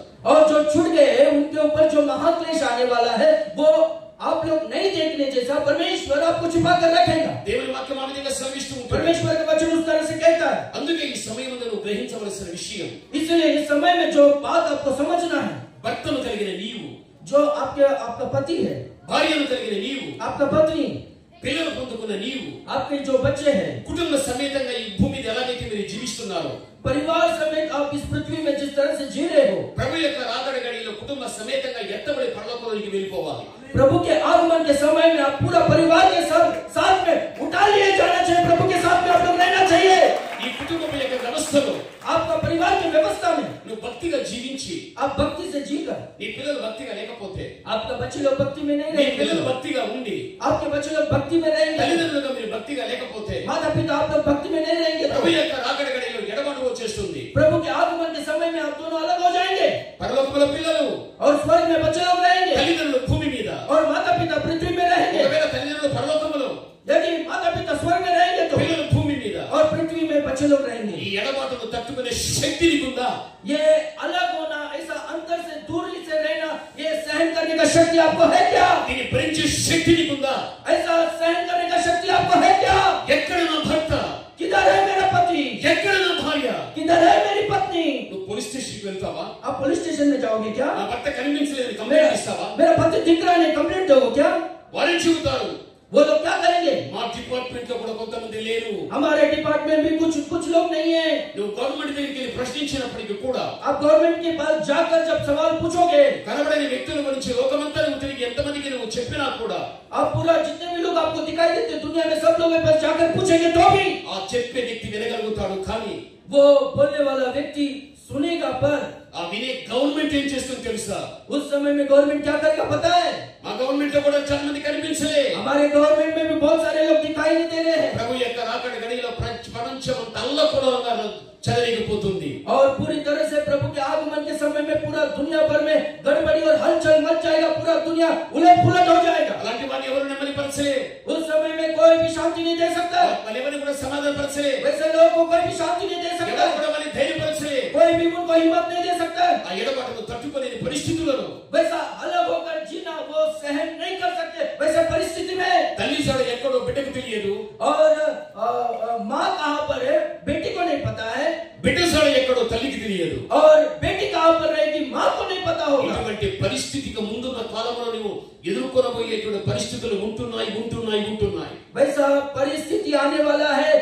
यदि आप भक्ति से नहीं रहोगे तो वैसा परिस्थिति का सामना आपको करना पड़ेगा. నా కుటుంబంలో అటువంటి జరగకూడదు. मेरा परिवार में वैसा नहीं होना चाहिए. ఇప్పుడు నేను భక్తి కలిగిన దానిని, अभी मैं भक्ति से रही हूँ. ఈ భక్తిని గురించి నా భర్తకు చెబుతా. ये भक्ति के बारे में मेरा पति को बोलूंगी. నా గర్భాన పుట్టిన నా పిల్లలకు నేను చెబుతా. मेरे पेट से जन्मे हुए बच्चों को मैं भक्ति के बारे में बोलूंगी. మేము కుటుంబ సమేతంగా ఒకే తాటి మీద ప్రయాణం చేస్తాం. हम लोग परिवार के साथ में एक ही मार्ग में चलेंगे. మేము కుటుంబ సమేతంగా ఆత్మీయతలో చక్కగా సాగిపోగలుగుతాం. हम लोग परिवार के साथ में आत्मिक रूप में अच्छी तरह से हम लोग चलेंगे.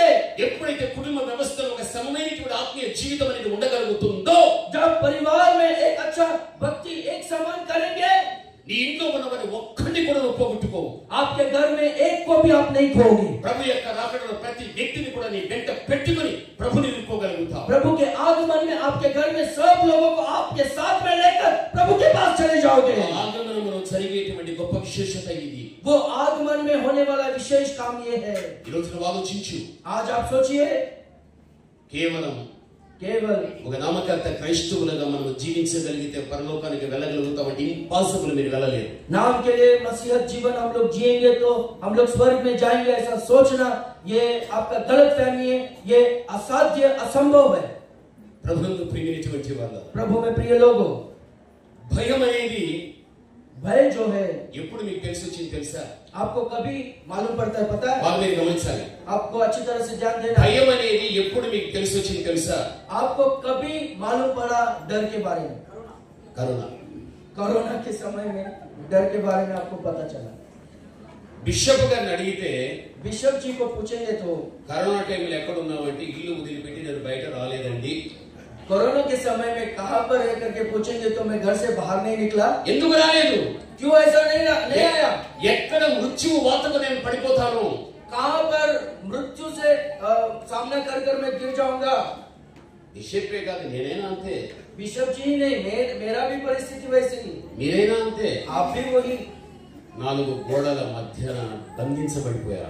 4 दीवारों के बीच में हम लोग बंदी बन गए थे। ఎంత దిగులో కదా, कितना दुख की बात है, देखो ఎంత కలవరం కదా. वो कितना व्याकुल और परेशानी की बात है। కరోనా వైరస్ భర్తకు వస్తే భార్య ఇంట్లో పెట్టుకోలేదండి.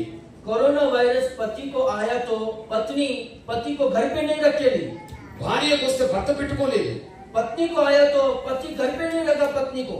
ఆ వ్యాధిని బట్టి ఎక్కడ చచ్చిపోతాడో, ఆ వ్యాధి నాకంటుకొని నేను ఎక్కడ చచ్చిపోతానేనని అక్కడ భర్త మీద ఉన్న ప్రేమను పోగొట్టుకుని, భార్య మీద ఉన్న ప్రేమను పోగొట్టుకుని తమ్ము తాముగా కాపాడుకునే పరిస్థితులు ఆ వైరస్ కాలంలో జరిగిపోయాయి. वो वायरस की वजह से मुझको वो वायरस आकर मैं मर जाऊंगा, मैं मर जाऊंगी सोचकर अपने लोगों के ऊपर जो प्रेम है वो खत्म कर कर वो लोगों को बाहर रखे। దీనికి ఇంత భయపడిపోతుంది.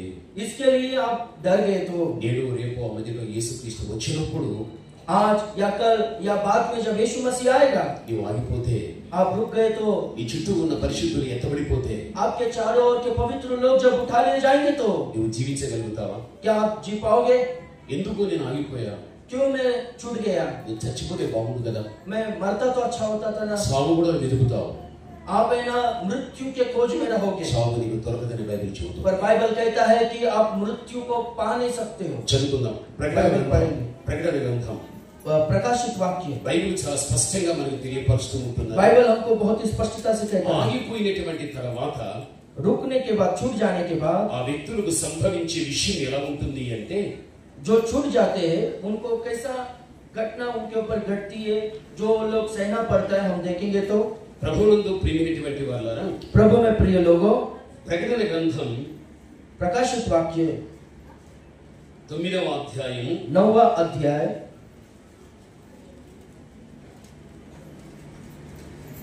ఆ దినమున వారు మరణమును వెదుకుదురు కానీ అది వారికి దొరకదు. उस समय में वो लोग मृत्यु की खोज करेंगे, मृत्यु को चाहेंगे पर उनको मृत्यु नहीं 6వ मिलेगा। అధ్యాయం 9वां अध्याय 6वां वचन प्रकाशित वाक्य। ఆ దినములలో మనుష్యులు మరణమును వెతుకుదురు గాని అది వారికి దొరకనే దొరకదు. చావవలనని ఆశపడదురు గాని మరణము వారి యొద్ద నుండి పారిపోవును. उन दिनों में मनुष्य मृत्यु को ढूंढेंगे और ना पाएंगे, और मरने की लालसा करेंगे और मृत्यु उनसे भागेगी। ప్రభు యొక్క రెండవ రాకడ గడియలో ఒకవేళ ఎవరైనా కానీ బ్రతికి ఉండి రాకడలో ఎత్తబడక ఆగిపోయారు అనుకోగాక, ऐसा सोचो कि प्रभु के दूसरे आगमन में उठा लेने गए और छूट गए, समझो। అలా ఆగిపోయిన వ్యక్తులు, वैसा छूट गए व्यक्ति, ఎందుకు మేము ఆగిపోయాము, क्यों हम लोग छूट गए అని వీరి ప్రాణాన్ని వీరే తీసుకోవటానికి విశ్వ ప్రయత్నాలు చేస్తారు. ऐसा सोचकर, ऐसा बोलकर हम लोग क्यों छूट गए, ऐसा सोचकर मन ही मन में सोचकर अपना जान को वो लोग लेने के लिए, आत्महत्या करने के लिए वो लोग बहुत प्रयत्न करेंगे। ఎందుకు వీరి ప్రాణాలు తీసుకోవటానికి అంతగా ఇష్టపడగలుగుతారు? क्यों अपना जान को लेने के लिए वो लोग पसंद करेंगे? వాళ్ళు బ్రతికి బాధపడలేరు. क्योंकि वो लोग जीकर वैसा दुख को सहन नहीं कर पाएंगे। ఎటువంటి బాధల్ని మనం చూడగలిగితే, वो कैसा दुख होगा, कैसा क्लेश होगा हम देखेंगे। तो యేసు ఆగిపోయినటువంటి వ్యక్తుల్లో ఎవరైనా కానీ యేసుక్రీస్తు ప్రభుని నమ్ముకుని అప్పుడు మార్పు చెంది ప్రభు బిడ్డలుగా జీవించగలిగితే ప్రపంచ నియంత ఒప్పుకోడు. उस समय में जो छूट गए, जो यीशु मसीह पर विश्वास कर यीशु मसीह के वचनों के अनुसार चलेंगे, भक्ति से जिएंगे बोलकर जो लोग निर्णय लेंगे, उस समय में जो यहाँ पर जो पूरा दुनिया पर राज्य करने वाला जो व्यक्ति है, जो सामर्थ्यवान व्यक्ति है, वो राजी नहीं होगा। నియంత ద్వారా మహాశ్రమలు ఉండగలుగుతాయి. और जो पालन करने वाला जो व्यक्ति होगा उससे ना बड़ा क्लेश होगा। ఆ శ్రమ ఎటువంటిది తెలుసా?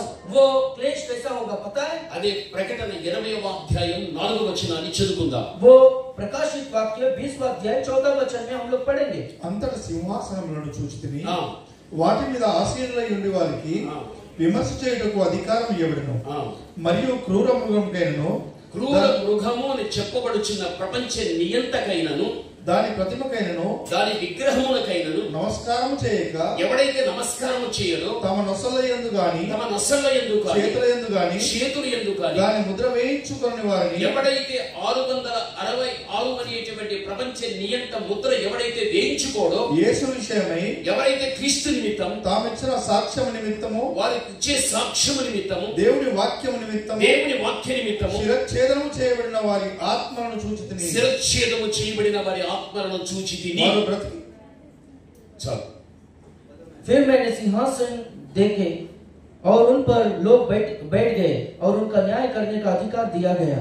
मैंने उनकी आत्माओं को भी देखा जिनके सिर यीशु की गवाही देने और परमेश्वर के वचन के कारण काटे गए थे और जिन्होंने ना उस पशु की और ना उस मूर्ति की पूजा की थी और ना उसकी छाप उनके माथे और हाथों पर लगी थी। ప్రభు యొక్క రాకడ గడియలో प्रभु के आगमन के समय में ఎవరైతే ఆగిపోతారో जो कोई भी छूट जाते हैं, ఆగిపోయిన వారికి అప్పుడు మార్పు చెందాలని అనిపిస్తుంది. जो लोग छूट जाते हैं वो लोगों को अभी बदलना है बोलकर ऐसा सोच वैसा मन उनको आता है అప్పుడు ప్రభు నమ్ముకోవడం జరుగుతుంది. और उस समय में वो लोग प्रभु पर विश्वास करना शुरू करेंगे। అప్పుడు దేవుని కోసం జీవించడానికి ప్రయత్నిస్తారు. तब वो लोग परमेश्वर के लिए जीने के लिए प्रयत्न करेंगे, వాక్యం కోసం జీవించడం ప్రయత్నిస్తారు. वचन के लिए जीने के लिए कोशिश करेंगे। ఇటువంటి జీవితాన్ని ఎవడైతే గన ఆగిపోయినప్పుడు ఎన్నిక చేసుకోగలుగుతాడో जब छूटने वाले लोग ऐसा जीना है बोलकर जो निर्णय लेंगे, వారంతా యేసుక్రీస్తు వారిని ప్రపంచ నియంత తెలుసుకొని वो सब लोगों को जो ये दुनिया का शासन करने वाला वो शासक ये बात को जब जानेगा ఖడ్గము చేత వారి కంఠాన్ని కొట్టివేస్తాడు. और वो तलवार से उनका सिर को काट डालेगा। ఇది భవిష్యత్తులో జరగబోయే విషయం. ఇది ये भविष्य में होने वाला विषय है। అనేక మంది వ్యక్తులు చంపబడగలుగుతారు. बहुत सारे लोग मारे जाएंगे। ఏడేళ్ల శ్రమకాలంలో ఆగిపోయినప్పుడు అనేక మంది వ్యక్తులు క్రీస్తు నిమిత్తం వాక్య నిమిత్తం హతసాక్షులైపోతారు. और 7 साल के क्लेश के समय में मसीह के निमित्त बहुत सारे लोग शहीद होंगे। నీకు అర్థం కావటానికి आपको समझ में आने जैसा ఈ తరములో నువ్వు జీవిస్తున్నావు, इस पीढ़ी में आप लोग जी रहे हो, చెవులారా వింటున్నావు, आप कानों से सुन रहे हो, కళ్ళారా చూస్తున్నావు. आंखों से देख रहे हो, ఏం చూసావు, ఏది విన్నావు? क्या देखे हो, क्या सुने हो। ఈ రోజు అనేక మంది దైవ సేవకులు చంపేయలేదా? आज बहुत सारे सेवक लोगों को मारे नहीं क्या? వారి మరణ వార్తని వినలేదా? उनके मृत्यु का वार्ता को आप सुने नहीं क्या? క్రీస్తు ప్రభుని నమ్ముకున్న కారణాన్ని బట్టే वो लोग यीशु मसीह को विश्वास किए, उसी की वजह से క్రీస్తు యొక్క వాక్యాన్ని ప్రజలకు ప్రకటించుదును బట్టియే परमेश्वर का यीशु मसीह का वचन को लोगों को प्रचार किए, उसी की वजह से ఈ భూనివాసులు ఎంత మందిని చంపేస్తూ ఉంటున్నారు. ये भूनिवासी लोग कितने सारे लोगों को मार रहे हैं। ఈ తరములో ఇటువంటి కార్యాలు జరిగేటప్పుడు इस पीढ़ी में ऐसा काम हो रहा है तो భయం కలిగిన వ్యక్తిగా, और जो भय से जीने वाला व्यक्ति के समान భక్తి కలిగిన వ్యక్తిగా, और भक्ति की तरह ప్రభా నీవు రాకడ గడియలో నేనే బ్రతికొండగలిగితే తప్పనిసరిగా నేను నా కుటుంబ సమేతంగా నేను ఎదుర్కోవాలి తండ్రి. और आपका आगमन में पिता परमेश्वर अगर मैं जीवित रहूंगा तो मैं आपसे आकर मिलना चाहिए पिता। ఈ శ్రమ కాలంలో నేను ఉండకూడదు. इस क्लेश के समय में मैं नहीं रहना चाहिए। అటువంటి శ్రమల యొక్క పరిస్థితి నాకెంతో ప్రమాదాన్ని తెచ్చిపెట్టగలుగుతాయి. वैसा क्लेश का परिस्थिति मुझको बहुत ही खतरा साबित होगा। నువ్వు దేవుని అడిగే వ్యక్తిగా నీవు ఉండాలి. आप परमेश्वर से मांगने वाला व्यक्ति होना चाहिए। ఒక వ్యాధి వస్తే ప్రార్థన చేసి వ్యాధి పోని నాకు ఆరోగ్యం కావాలని అడుగుతావు.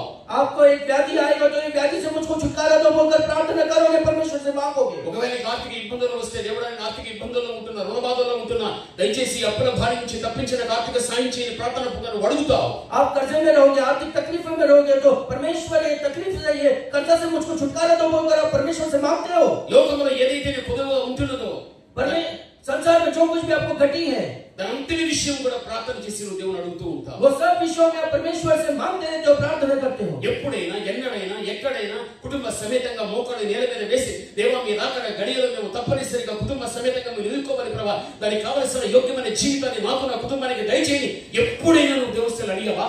कभी भी आप परमेश्वर के सम्मुख में आप और आपका परिवार सब लोग मिलकर घुटने टेककर प्रभु आपके आगमन में समय में उठा लिए जाने के लिए मुझको और मेरे परिवार को योग्य बनाओ बोलकर आप कभी भी परमेश्वर से इस तरह से प्रार्थना किए हो क्या, मांगे हो क्या? ఎప్పుడైనా కానీ నీ తల్లివిగా తండ్రివిగా నీ కూతుర్లను నీ కుమారులను కూర్చోబెట్టి ఎప్పుడైనా ప్రభు యొక్క రాకడ గురించి నువ్వు చెప్పావా? आप माता पिता होने के नाते आपके बच्चों को बिठाकर प्रभु के आगमन के बारे में आप कभी भी बोले हो क्या? లోకం శాశ్వతం కాదని, ये संसार शाश्वत नहीं है, మనలోని జీవం శాశ్వతం కాదని, हमारे में जीवन जो शाश्वत नहीं है, మనం కష్టపడి సంపాదించేది శాశ్వతం కాదని, हम लोग ये जो कुछ भी कमाए वो शाश्वत नहीं है।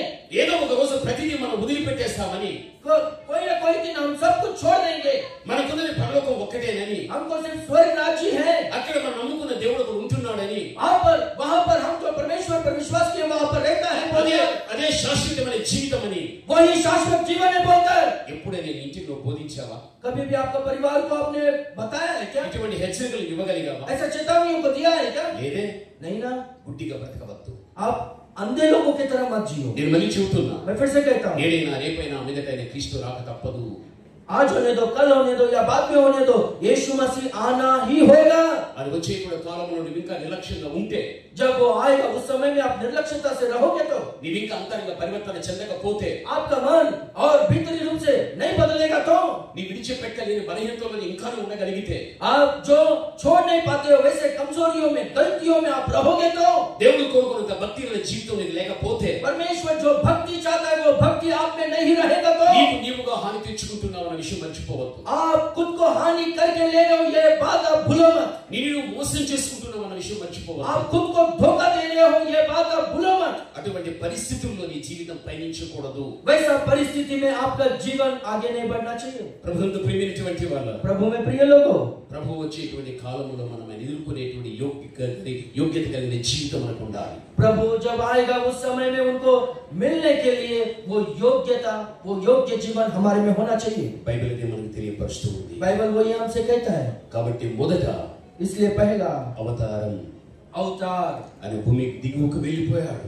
वो पृथ्वी पर उतर आया పాత నిబంధన భక్తులు తీసుకుని వెళ్ళిపోయాడు. और अधोलोक में भी उतरकर पुराने नियम के भक्त लोगों को, पवित्र लोगों को लेकर गया। రెండవ రాకడ గడియలో और दूसरा आगमन के समय में ఆయన ప్రాణం పెట్టి సంపాదించినటువంటి సంఘం అంటే మనం తీసుకుని పోవటానికి రాబోతూ ఉన్నాడు. वो अपना प्राण को, जान को देकर कमाया हुआ कलीसिया को, यानी कलीसिया यानी हम सब लोगों को लेकर जाएगा। మనం ఆయనతో పాటు వెళ్ళిపోవాలి. हम सब लोग उनके साथ में चले जाना है। మూడవదిగా చూడగలిగితే మూడవ రాక, तीसरा आगमन के बारे में, तीसरी बार जब प्रभु आएगा वो యేసు हम लोग देखेंगे। యొక్క మూడవ రాక ప్రత్యక్షత. यीशु मसीह का तीसरा आगमन यानी तीसरी बार आना, वो प्रकट होना। ఆయన రాక యొక్క ప్రత్యక్షత ఎలా ఉంటుంది అంటే మూడవ రాకడలో उनका तीसरा आगमन का जो प्रकट होना कैसा होगा बोलो तो జకర్యా 14వ అధ్యాయం जकरिया का किताब 14वां अध्याय 4వ వచనాన్ని చదువుకుందాం. 14 वचन को हम लोग पढ़ेंगे। జకర్యా 14:4 చదువుకుందాం. 14 और उसका 4 हम लोग पढ़ेंगे। ఆ దినమున యెరూషలేము ఎదుట తూర్పు తట్టుననున్న ఒలీవల కొండల మీద ఆయన పాదము ఉంచగా ఒలీవ కొండ తూర్పు తట్టుకు పడమటి తట్టుకు నడిమికి విడిపోయి సగము కొండ ఉత్తరపు తట్టు సగము కొండ దక్షిణపు తట్టును జరుగును గనుక విశాలమైన లోయ ఒకటి ఏర్పరచబడును. కొండల మధ్య కనబడు లోయ ఆజీల వరకు సాగగా మీరు ఆ కొండలోనికి పారిపోవుదురు. उस दिन वह जैतून के पर्वत पर पाँव रखेगा और पूर्व की ओर यरूशलेम के सामने है। तब जैतून का पर्व पूर्व से लेकर पश्चिम तक बीचों बीच से फटकर बहुत बड़ा खड्डा हो जाएगा। तब आधा पर्वत उत्तर की ओर और आधा दक्षिण की ओर हट जाएगा। तब तुम मेरे बनाए हुए उस खड्डे से होकर भाग जाओगे, क्योंकि वह खड्डा आसेल तक पहुंचेगा, वरन तुम ऐसे भागोगे जैसे उस भूकंप के डर से भागे थे जो यहूदा के राजा उज्जिया के दिनों में हुआ था।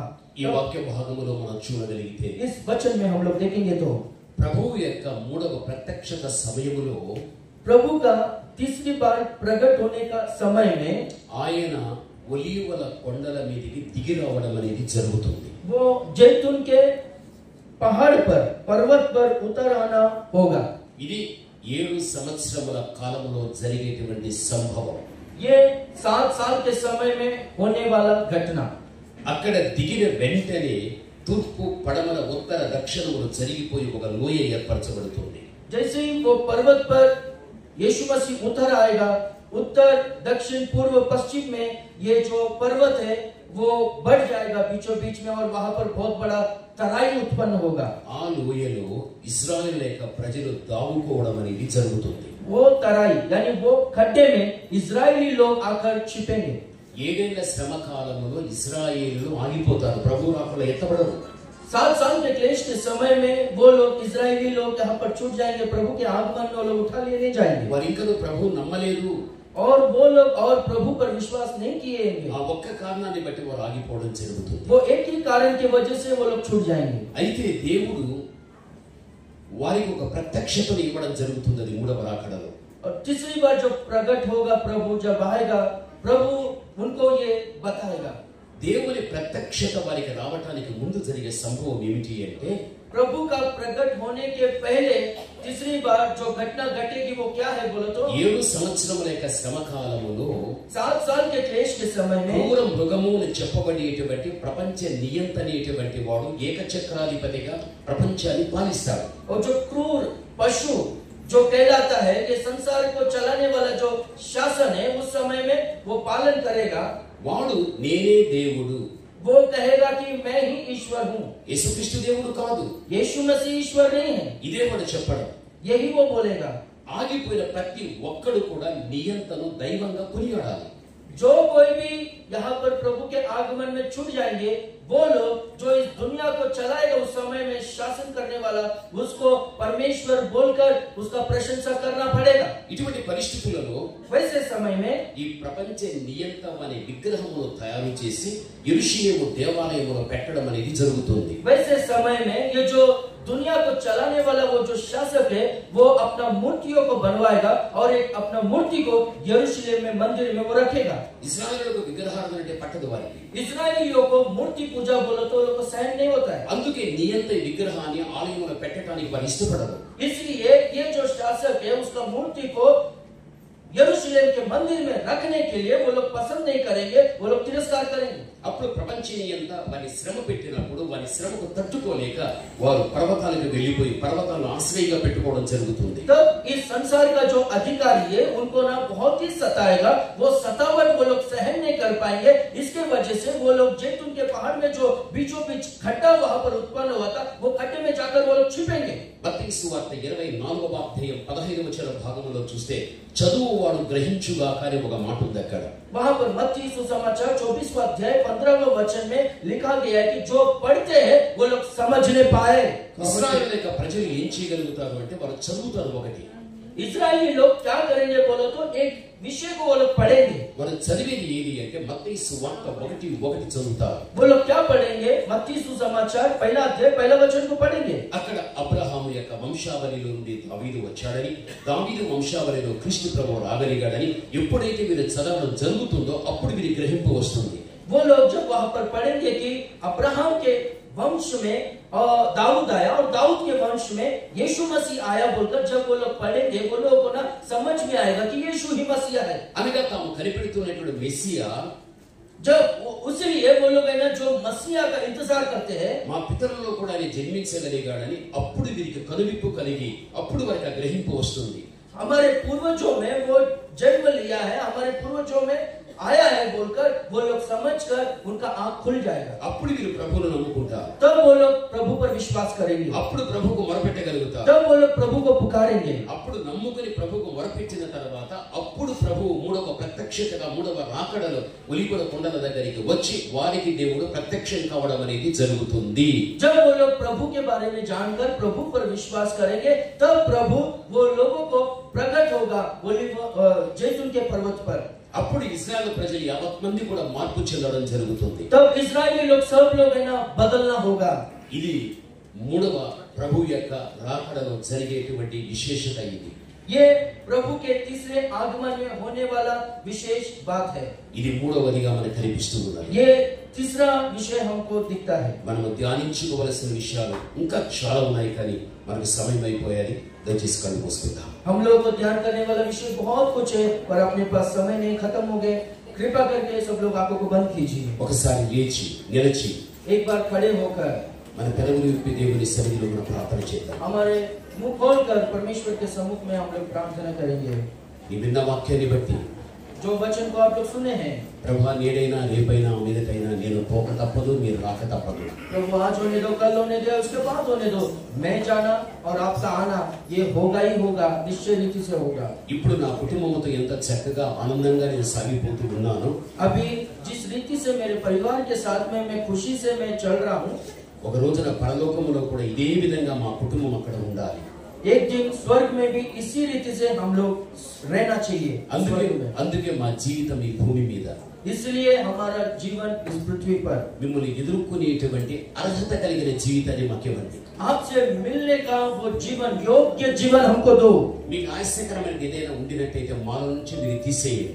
आपको दुख पहुंचाने वाला कुछ भी हमारे में है तो हमसे वो निकाल दो। దయచేసి కళ్ళు మూసుకుందాం. दया कर कर आंखों को बंद कीजिए। దయచేసి కళ్ళు మూసుకుందాం. दया कर कर आंखों को बंद कीजिए। మీ పెదవులు విప్పుదాం. आपके मुंह को खोलिए। హృదయపూర్వకంగా దేవునికి ప్రార్థన చేద్దాం. दिल से प्रार्थना करेंगे। ప్రార్థన చేయకుండా ఎవరు మౌనం ఉండవద్దు. कोई भी बिना प्रार्थना करे नहीं रहेंगे। దైవ సన్నిధిలో ప్రార్థన చేసి వెళ్ళడానికి మీరు ప్రయత్నించండి. परमेश्वर के सम्मुख में प्रार्थना कर कर जाने का कोशिश कीजिए। దేవుడు తప్పనిసరిగా సమయాన్ని కనికరిస్తాడు. और निश्चय रीति से परमेश्वर अभी आप पर दया करेगा। తప్పనిసరిగా దేవుడు నీ మీద దయ చూపించగలుగుతాడు. परमेश्वर निश्चय रीति से आप पर दया करेगा। ఈ విషయంలో దేవుడు బాధ్యత కలిగిన వాడై ఉంటున్నాడు. आपके विषय में परमेश्वर जिम्मेदारी रखता है। ఒక నూతనత్వం నీలో దేవుడు కలిగించడానికి ఆయన ఇష్టపడుచు ఉంటున్నాడు. एक नयापन परमेश्वर आप पे लेकर आना चाहता है। ప్రభు యొక్క రాకడ గడియలో నువ్వు ప్రభుని ఎదుర్కోకుండా చేసేటువంటి బలహీనత నీలో ఏదైనా ఉండినట్లయితే దాన్ని చెప్పుకొని ఒప్పుకో.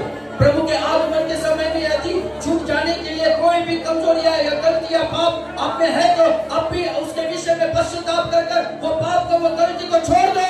దేవుడు క్షమిస్తాడు. परमेश्वर क्षमा करता है। నిన్ను రక్షించుకోగలుగుతాడు. आपको उद्धार दे सकता है, आपको बचा सकता है। శ్రమల కాలం నుంచి నిన్ను తప్పించగలుగుతాడు. क्लेश के समय से परमेश्वर आपको बचा सकता है। దేవుడు నీ కోసం సిద్ధపరిచిన మోక్షాన్ని దేవుడు నీకు ఇవ్వగలుగుతాడు. परमेश्वर ने आपके लिए जो मोक्ष को तैयार कर रखा है वो आपको देगा।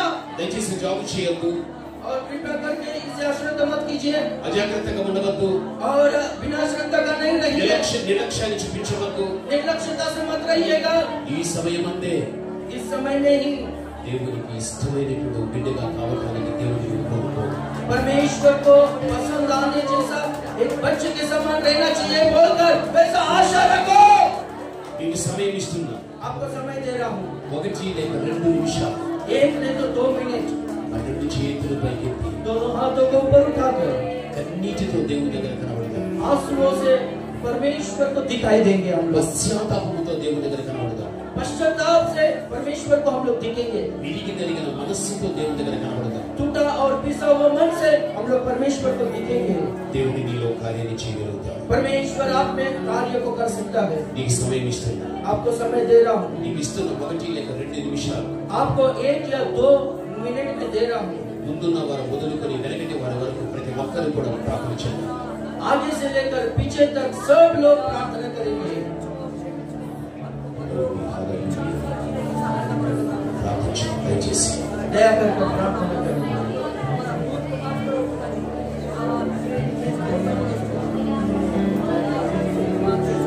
మన మధ్యన పరిశుద్ధాత్మ దేవుడు ఉన్నాడు. हमारे बीच में पवित्र आत्मा परमेश्वर है। ఆయన మన మధ్యన సంచారం చేస్తున్నాడు. वो हमारे बीच में चल फिर रहा है। చెప్పబడిన వాక్యం నీలో శక్తివంతంగా పనిచేస్తున్నాడు. जो वचन बोला गया आपके जीवन में सामर्थ्य रूप से काम कर रहा है। ప్రతి వ్యక్తిని కూడా ఆత్మదేవుడు సంధిస్తున్నాడు. हर व्यक्ति को पवित्र आत्मा परमेश्वर दर्शन दे रहा है। పరిశుద్ధాత్మ ప్రభావం నీలోనికి రావద్దు. पवित्र आत्मा का प्रभाव आपके अंदर आ रहा है। ఆత్మ చేయబోయే కార్యానికి అవకాశం కలిగించు. पवित्र